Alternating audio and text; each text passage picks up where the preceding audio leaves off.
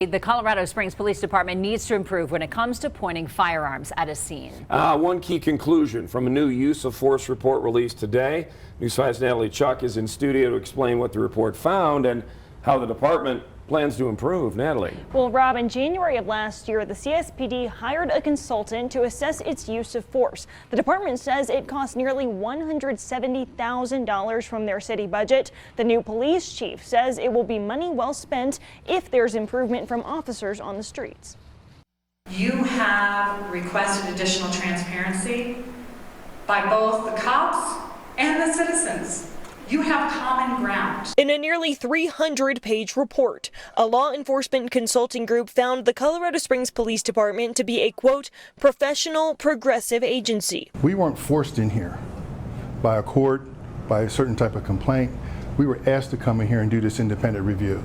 And I think that a lot of departments that have problems, they don't ask for those kind of reviews. Owner of Transparency Matters, Lieutenant Colonel Rick Brown, claims this report is an accurate depiction of how the department stands compared to other agencies. I work for either side. I'll work for the department, I'll work for the plaintiff. But they know that coming in, that Rick Brown goes where the evidence goes.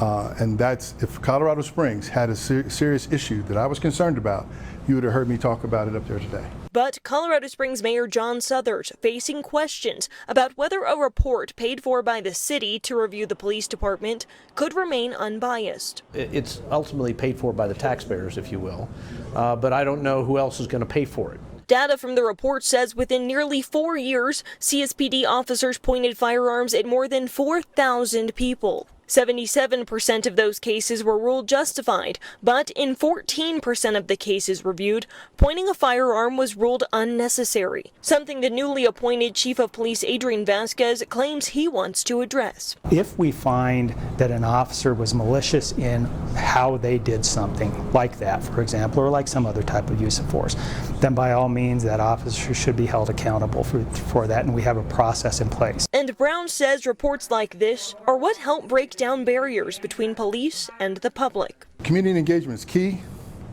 The more you can educate, you can tamp down protests and things like that. It kind of limits things and keeps it calm during the storm.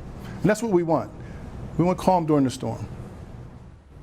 The report also says the community and CSPD officers are in agreement that they want more transparency from the department, something Brown says is rare to see from a department when they conduct these reviews. Diane? Natalie, thank you.